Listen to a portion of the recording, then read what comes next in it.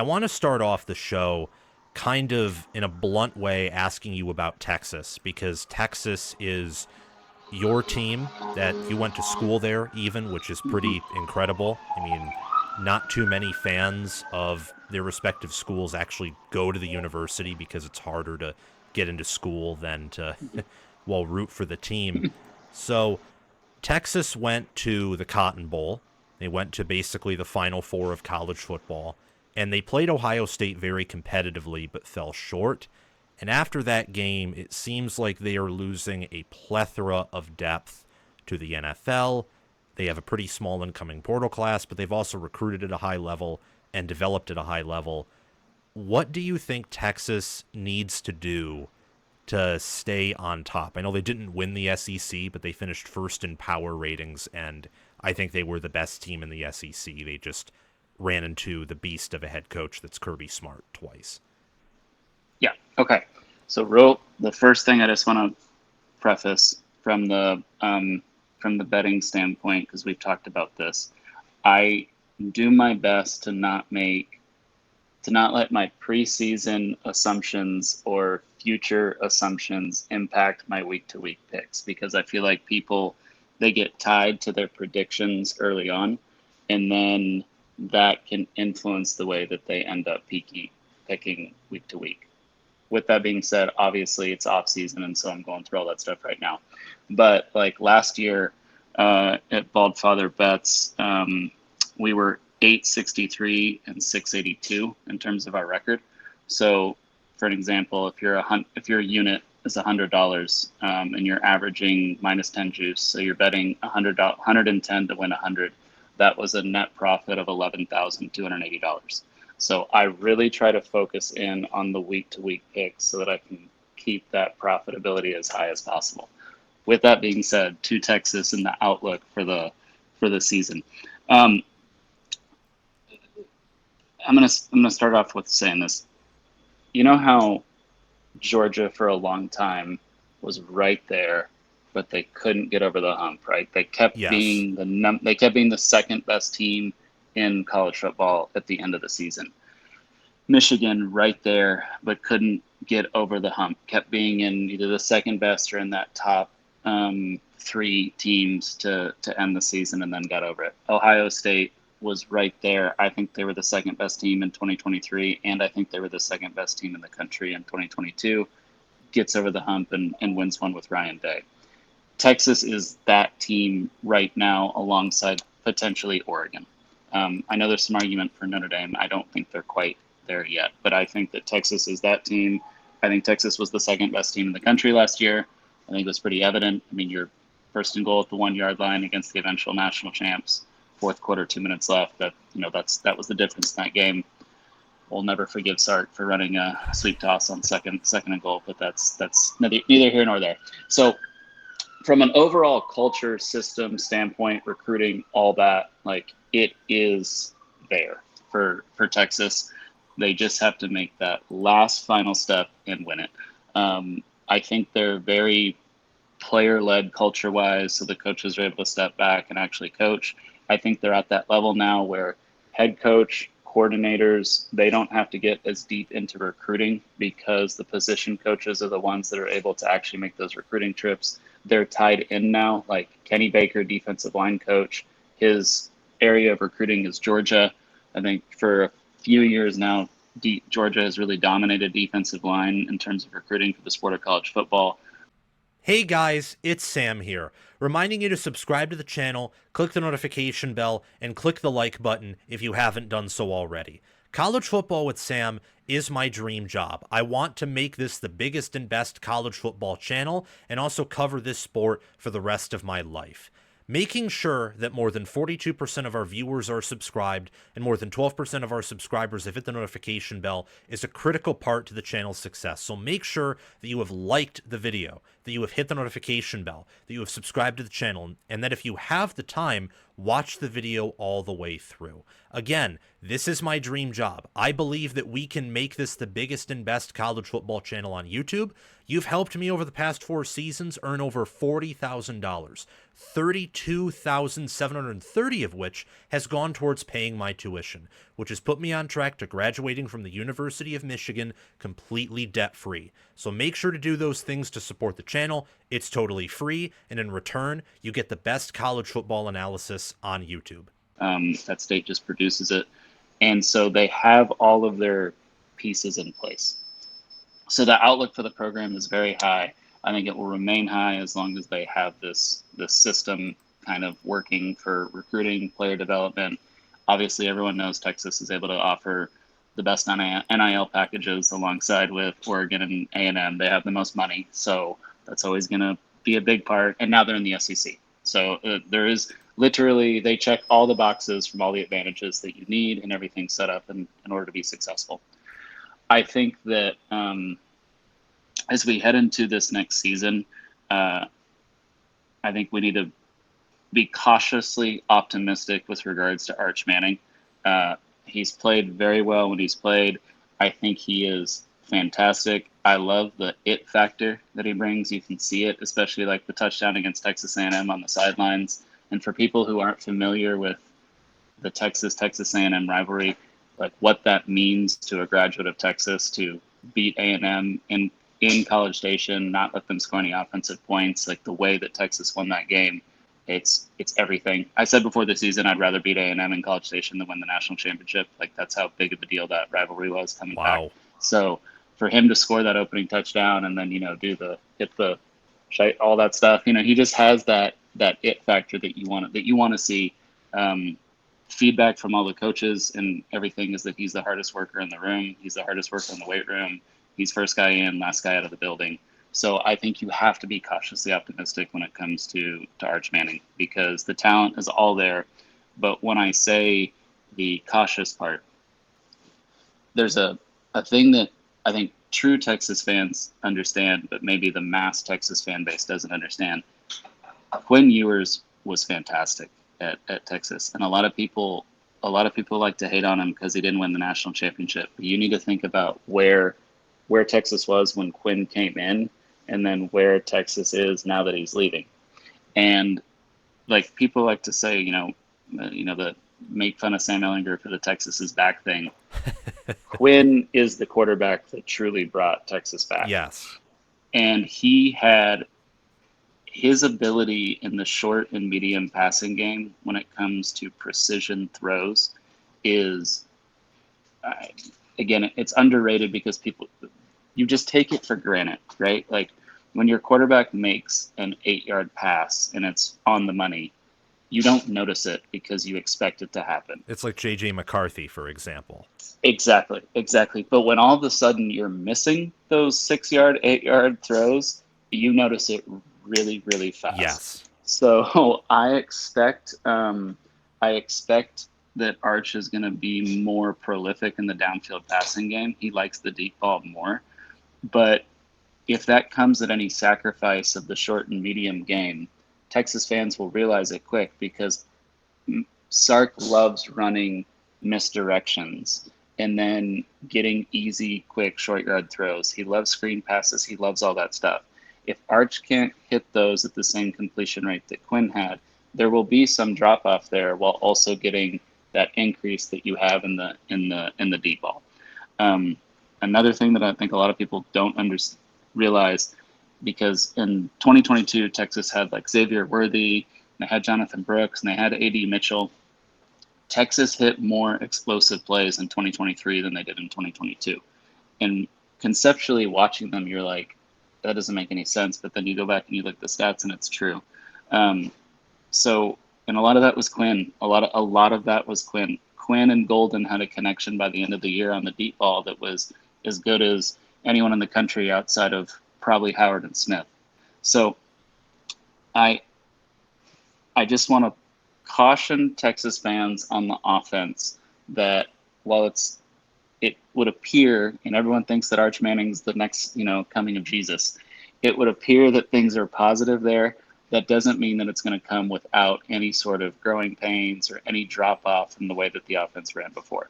Now, speaking to how it's going to run, you're replacing 4 out of 5 starters on the offensive line that has essentially had continuity for, I'd say, the better part of 3 years now. They've had to replace pieces, but for the better part of 3 years, you've had the same offensive line. With that, you're getting C.J. Baxter back. So for those who don't know, he was going to be the starting running back this year, had a preseason injury, had to miss the whole season, had to get surgery.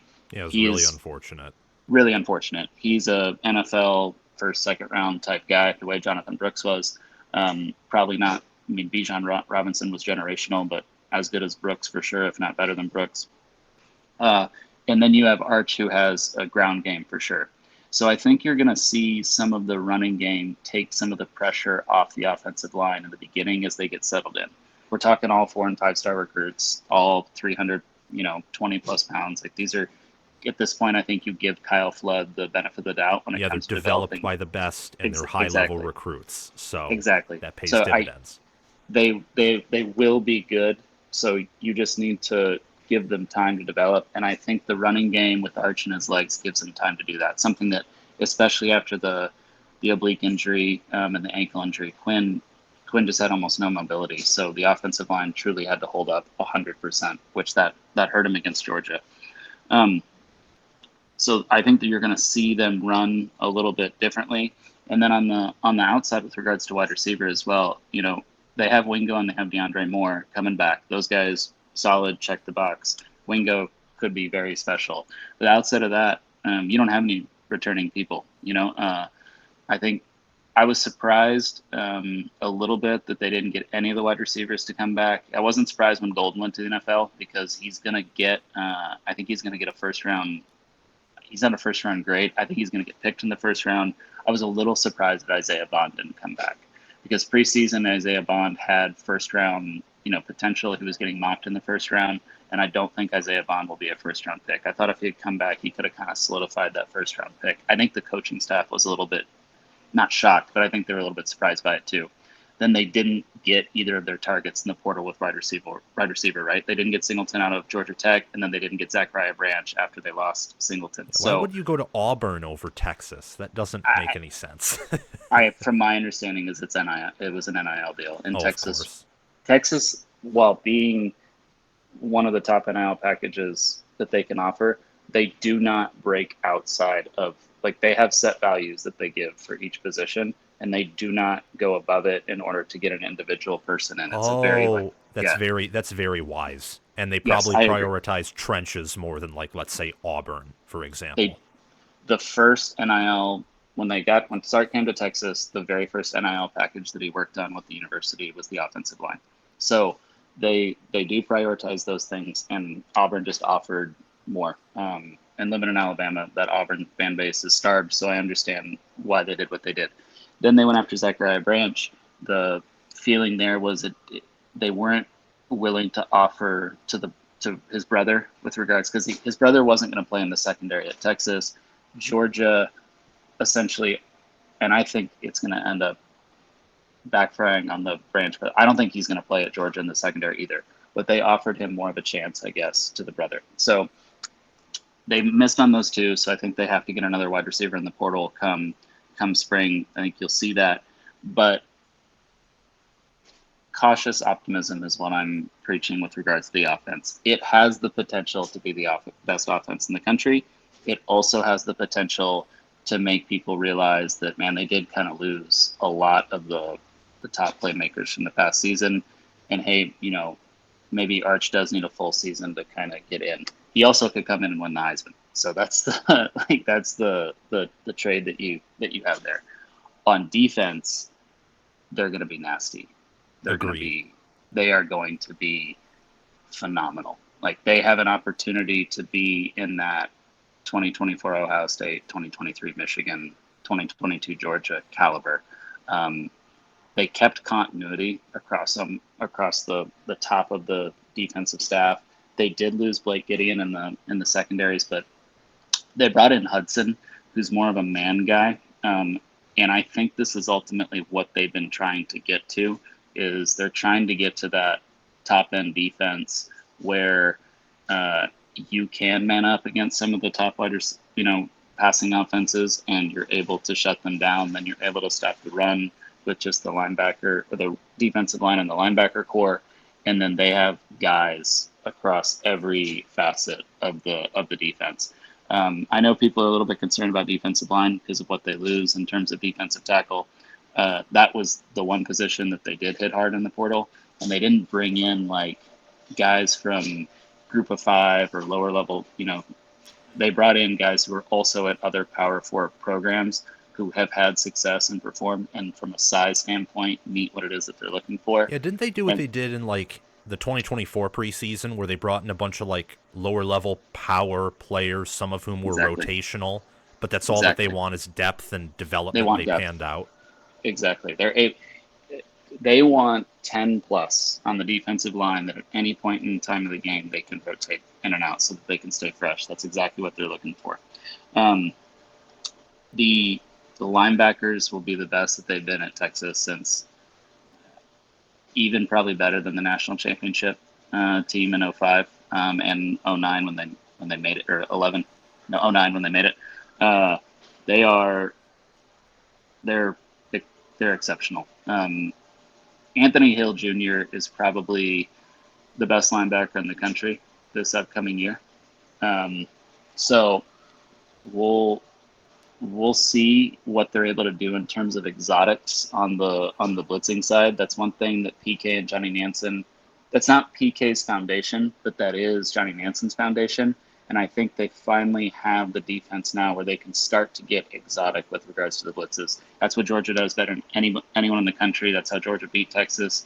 They, with the sacks on Ewers, with the blitzes, the stops, the coming from. I mean, I sent you some, right, on the short little Yeah, those videos of weird corner or safety it blitzes just where you yeah, just can't tell. you can't tell what Spags does with Kansas City in the NFL so well. I think you're going to see more of that with Texas this year because they have the personnel to where they trust it, to where if it doesn't get home, they still can stop the big play on the back end. Like it's not one of those situations where if it doesn't get home, then all of a sudden you've given up a touchdown on the back end. So defensively, I really expect them to be top 1, 2 teams in the country, along with Penn State after they were able to get Knowles. And I'm I will be in Columbus for the Ohio State Texas game. I'm really excited. Can't wait. It was my first time at the shoe. I went to the Michigan game last year. That was my first time at the Big House. So it's really cool back to back to get to see such two historic, stadiums, historic fan bases, all that stuff. I'm really looking forward to see the defense go up against Ohio State and to really see what they do against Smith, because I think Smith will be out for blood because Texas was able to contain him so well. And are they going to do the same triangle zone coverage that they ran against Smith in the Cotton Bowl, or are they going to be a little bit more aggressive and play man against him? Because the pick that Howard threw in the second half, he was targeting Smith, and it was because they did the triangle zone coverage. So they had two people over the Smith's here. They had two people over the top, and then they had someone sneaking up from the bottom, and that person sneaking up from the bottom made the pick Wasn't on that Howard. Anthony Hill? I think it was Benda. Okay. Yes, it was Benda. I think it was Benda, yeah. And so he snuck up from the backside and made the pick. So, are they going to run the same coverage against Smith? Because if they run the same coverage against Smith, I would expect Hartline to say, okay, this is what I'm going to do in order to try and, get him open. Or are they going to risk it a little bit and play more man? I'm of the opinion that no one in college football has the ability to guard Smith man to man. So if you are going to play him more man, it has to be a double bracket over him. But I'm really curious to see if that's what they do, or if they go with the triangle zone that worked in the previous year. But from what they're going to run, they're going to be 4 down linemen. They're going to be at two or three linebackers on the field at any time. They have flexibility with the nickel now. So Jelani McDonald, I think, will play a lot in that nickel spot because they can trust him on a run play to actually be able to blow up a block on a 300-pound guard coming over. And then on the back end, I think you're going to see a lot of what they did last year with the safeties.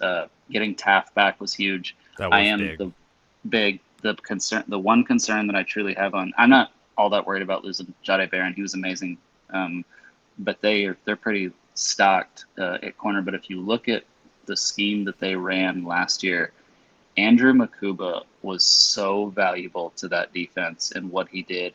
I am a little bit concerned about that loss. And the other thing too, man, is he was a dog. He had that it factor. Like, he's one of the ones who got the defense going. Like, he played angry, he played violent. He was one of the heartbeats of them. I need to see what they're gonna do with regards to losing Makuba. But I mean, we're talking about first world problems here. Like, this should be one of the nastiest defenses in the country. Yes, it should be one of the best up there with Penn State, who we'll talk about, and then nationally it should be a top 5 team, even with all they lose. And you know what? Bottom worst case scenario, like top 10 in the SEC is still like Sark has this program going. Thank you all so much for watching. Remember to like, subscribe, hit the notification bell, and comment your thoughts down below to support the work that I do here on College Football with Sam. I want to give a shout out to Crash2488, Barasco Rascal, and Conrad OH for being Heisman members on the Patreon page. Thanks to Chris Lane, Ismar, and Tyler Nye for being All-American members. And thanks to John Lynn, Roaming Gnome, Matthew Sale, Austin Christmas, Joshua Jorgensen, and Will Loftus for being all-conference members. Remember to check out my merchandise store, Patreon page, and Discord server as well via the links in the description or down below in the pinned comment. I will see you all very soon. Have a fantastic day. God bless.